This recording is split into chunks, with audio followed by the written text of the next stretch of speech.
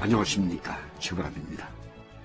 경제 전문가들의 얘기를 들어보면요, 경제에서 이 물가를 어떻게 다스리는가 하는 건 아주 중요한 문제라고 하더군요.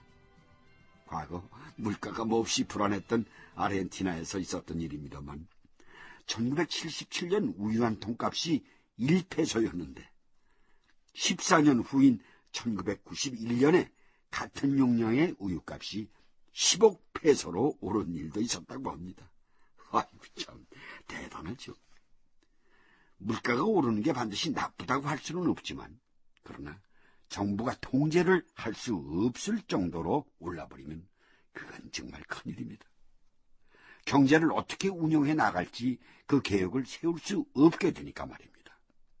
그래서 당국은 무엇보다 이 물가 문제에 예민하게 반응하는데 1977년 우리나라가 바로 그랬습니다.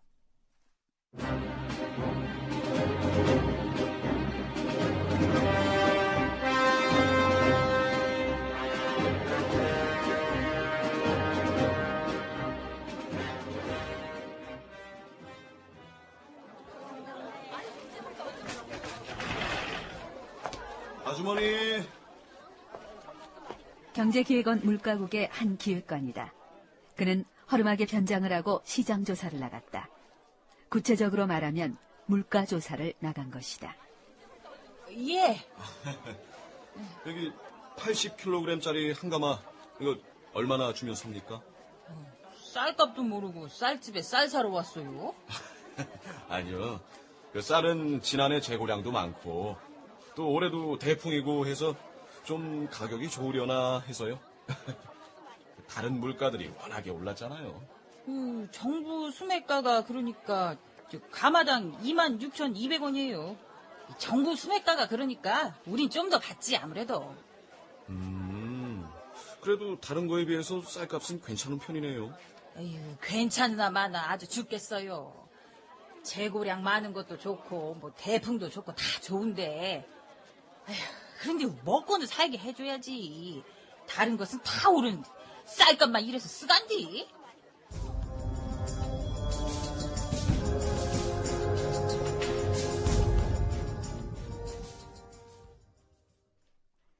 시장조사를 마친 경제기획원 물가국 기획관은 이 문제를 놓고 기획국장과 마주 앉았다.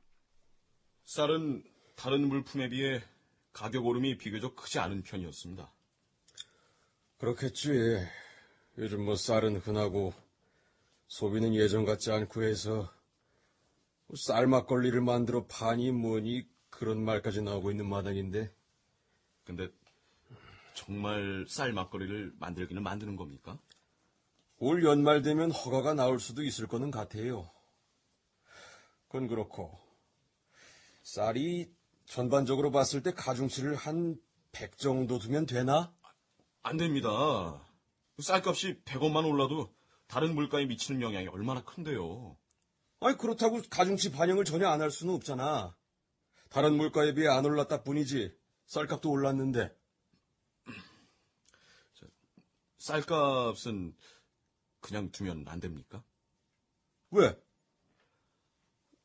각하께서 물가는 무조건 잡으라 하셨다는데 풍년에 쌀값이 올랐다고 하면 기획원 안에서 쌀값 담당자인 저는 뭐가 됩니까? 아니 그래서 통계를 조작이라도 하자고? 아유, 조작이라뇨. 조작한다기보다 좀 조정을, 예? 인위적이긴 하지만 조정을 좀. 이거 완전히 큰일 날 사람이구만, 어? 물가 통계가 왜곡되기 시작하면은 정부가 시장 상황을 제대로 판단할 수가 없어. 그래서 어떻게 물가 정책을 펴나가나? 그걸 누가 모르나요? 어떻게든 물가를 잡아보려고 해도 지금 시중에 돈이 넘쳐나는데 그래서 물건값이 오르는데 우리 입장에서 그 모든 걸 다 반영할 수가 없잖아요. 근본적인 대책은 안 세워주고 무조건 잡으라고만 하니 이거 어쩔 수가 없는 일이잖아요.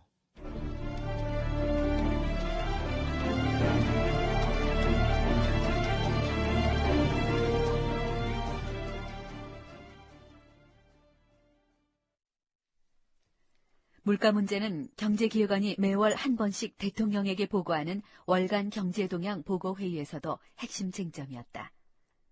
1977년 여름이다. 최근 경기가 좋아지고 시중에 돈이 많이 풀리면서 물가가 큰 고민입니다. 물가가 문제는 문제인데. 중동 시장에서 돈이 들어오고 또 전반적인 경기가 상승세를 타면서 시중에 돈이 많이 풀렸습니다. 그 돈이 부동산으로 몰려가 부동산 시장을 왜곡시키고 있고 특히 인플레이션 문제도 심각합니다. 남도구 부총리, 예, 서민들 살림살이를 생각해서라도 물가는 어떻게든 잡아야 하지 않겠소? 그래서 말씀입니다, 카카. 이제 업체들이 너도나도 중동으로 나가는 문제를 좀 고려해봐야 하지 않을까 싶습니다만 응? 중동에서 너무 많은 달러가 한꺼번에 들어와서 통화 팽창의 문제도 있고 통화가 팽창되면 필연적으로 물가가 오르기 마련입니다. 중동에서 달러가 들어오는 것하고 물가하고 이게 무슨 관련이 있어? 중동에서 들어온 돈 때문에 시중에 돈이 흔해져서 그거는 중동에서 돈이 들어와서가 문제가 아니라 내부적으로 물가 정책을 제대로 못해서가 아니오? 죄송합니다. 우리가 언제부터 이렇게 배부른 처지가 됐나? 농촌에는 여전히 빈농들이, 도시에는 여전히 도시 빈민들이 있어. 그러니 우리는 아직 멀었다고. 벌 수 있을 때 더 많이 외화를 벌어와야 해. 물가 문제는 물가 문제대로 대처하라고. 이게 내 결론입니다. 지속적 경제 성장이냐 아니면 속도 조절이냐.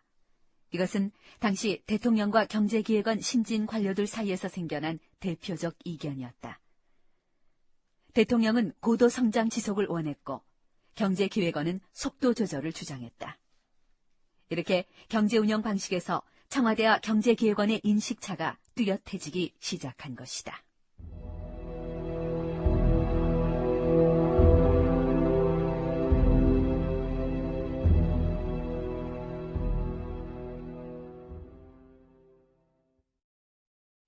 당시 한국 경제가 물가 문제로 골치가 아플 때 사우디아라비아의 주베일 산업항 공사 현장에서는 우리 근로자들이 땀방울을 흘리고 있었습니다. 저는 개인적으로 말입니다. 정부가 경제 운영을 잘한다는 것이 정직하고 성실한 이 땀방울들을 헛되게 만들지 않는 거라는 생각을 갖고 있습니다.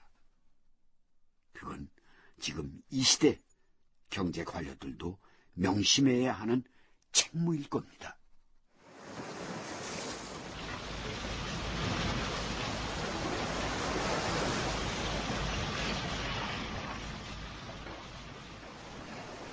사우디아라비아 주베일 산업항 공사 현장이다. 박형. 예. 밥 먹으러 갑시다. 벌써 시간이 이렇게 됐나? 네, 그러시죠. 이거 지금이야 공사 초반이라 그렇지만 앞으로 공사가 본격화되면 수천 명이 밥을 한꺼번에 먹어야 된다고 그러던데. 전쟁이 따로 없겠군요. 아유 덥다. 너무 더우니까 입맛도 없고. 이럴 때 진짜 그 시원한 수박 한 덩이만 먹으면 그냥 좋겠다.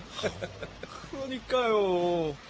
우물 안에다 담궈둔 수박 건져내서 얼음 넣고 살살 뿌려서 먹으면 진짜 끝내줄 텐데 그냥. 아유 말하면 못해.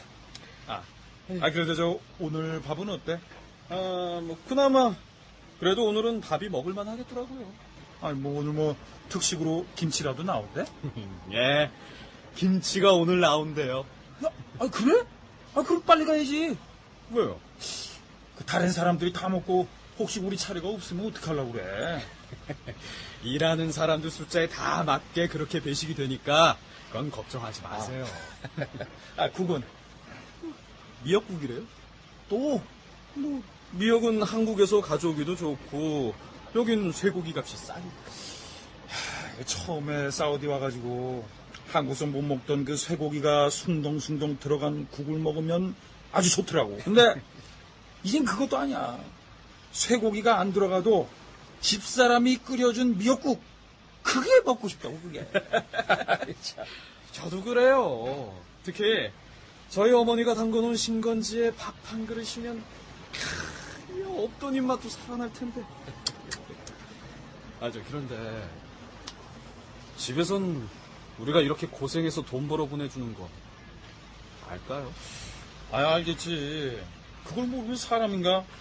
마누라 자식 새끼하고 어떻게든 잘 살아보겠다고 이 난리를 치면서 봐. 이 등 좀 봐봐. 껍데기 다 벗겨졌지.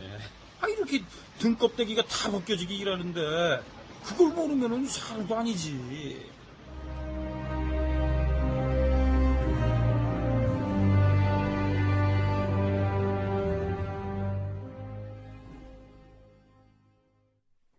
한편 그 시각 현대 정주영 회장은 주베일 산업항 공사 현장에 와 있었다. 회장님, 공기 단축 문제는 이런 방식으로 해결을 하기로 했습니다. 어떻게? 작업은 전체 2단계로 시행할 계획입니다. 먼저 수심이 10m인 얕은 바다를 길이 8km, 폭 2km의 넓이로 메웁니다. 쉽게 생각해서 일종의 방파제를 쌓는 거라 보시면 될 것 같습니다. 그러니까 그게 1단계 공사라는 말이라고만. 그렇습니다. 그럼 2단계 공사는? 1단계 공사가 끝난 뒤 수심 30m의 바다에 30만 톤급 유조선 4대를 동시에 접안할 수 있는 3.6km 길이의 해양 유조선 접안 시설인 OSTT를 건설해야 합니다. 기반 시설 건설이야 뭐 어떻게 한다 손 쳐도 그 OSTT가 문제라고만. 응? 뭐 만드는 건 울산 조선소에서 어떻게 만든다 손 쳐도 그거를 여기로 어떻게 가져오느냐가 핵심인데. 이때 회의를 함께하던 외국인 기술자가 조심스레 의견을 내는데.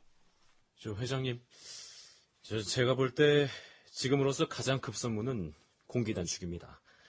그렇지 않으면 지체되는 만큼 보상금을 물도록 그렇게 계약이 돼 있으니까. 예, 그렇지.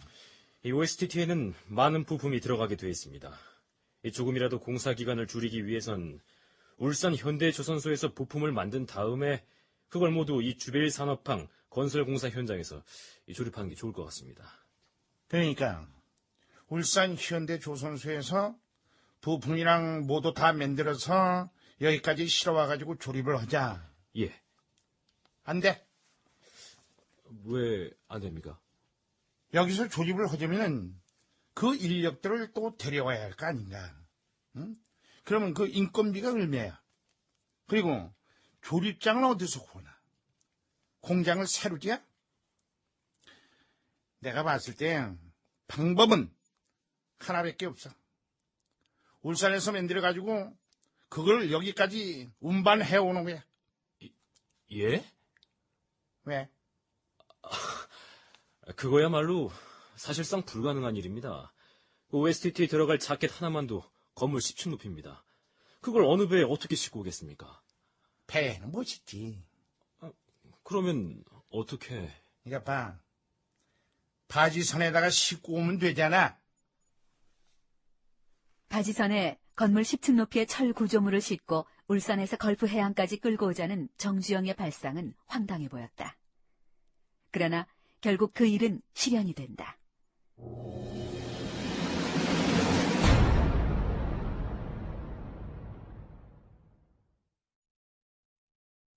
어느 건축가한테 들었던 얘기입니다만 건축도 따지고 보면 창의력이라고 합니다.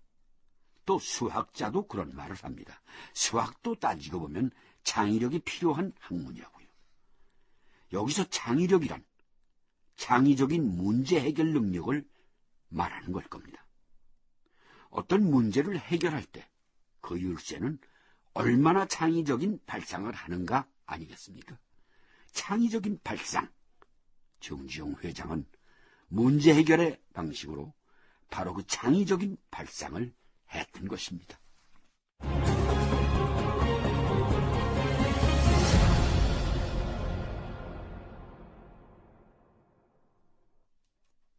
출연 정주영, 이종구, 박정희, 김영민, 김용재, 이희탁, 남덕우, 권도일, 이진설, 박상훈, 외국인 기술자 최현철, 경제기획원 기획관 백경훈, 쌀집 여자 지화정, 근로자 박영재, 조연철.